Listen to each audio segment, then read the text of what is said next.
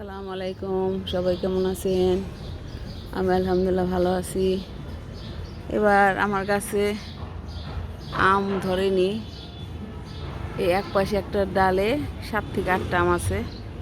তো কালকে আমি একটা নিয়ে গেছি, এই একটা, আর ওই যে উপরে 2টা দেখা যাচ্ছে, আর এই যে এখানেও দেখা যাচ্ছে 3টা আম পেকে গেছে। ওই যে দেখতে পাচ্ছেন, ওই যে 3টা পেকেছে, উপরে আরেকটা পেকেছে। কিন্তু ওগুলো পারবো কীভাবে? আমি ছাদে থেকে দেখতেছি, কিন্তু মাত্র আসছি, আমার কোনো লাঠি সোটা তো কিছুই নেই। আবার পারলেও নিচে পড়ে যাবে, কে উঠাবে নিচে থেকে, সেটাও কথা। কিভাবে পারবো এটা চিন্তা করতেছি।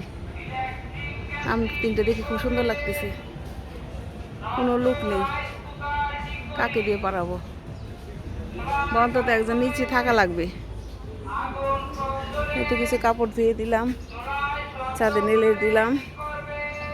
এই যে আমার ছাদ অনেক নোংরা হয়েছিল, আমি দেশে এসে এগুলো সব লুক দিয়ে সব পরিষ্কার করিয়েছি। আর আমি তো অনেক গাছ লাগাই, তো গাছ এখনও লাগানো শুরু করিনি, কারণ ছাদে কিছু কাজ করাতে হবে। তো এই যে দেখেন, আমি ড্রাগন গাছ লাগিয়ে রেখে গেছিলাম, এগুলো দেখি আছে, কিছুই হয় নাই। 1.5 বছরও মারা যায়নি, বরং আরও বেড়ে বড় হয়েছে।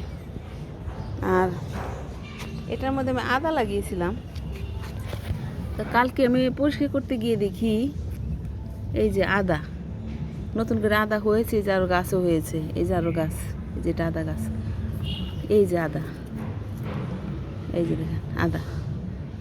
মানে আমি অবাক হয়ে গেছি যে 1.5 বছরও এগুলো নষ্ট হয় নাই, আর সুন্দর, আর দেখি নতুন করে আদা হয়েছে।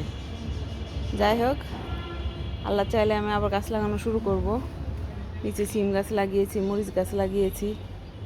তো ইনশাল্লাহ এই যে আমার মুরগির ঘর, আমি মুরগিও পালবো। এই যে আমার ছাদ এই পাশেরটুকু, ওই যে আমার কামরাঙ্গা গাছ। কামরাঙ্গা গাছটা কেটে ফেলবো, কারণ খাওয়ার লোক নাই, অনেক কামরাঙ্গা ধরে, কে খাবে? তাহলে কেটে ফেলবো, এটার জন্য কাঁঠাল গাছটা বাঁধতে পারতেছে না। আচ্ছা ঠিক আছে, আল্লাহ হাফেজ।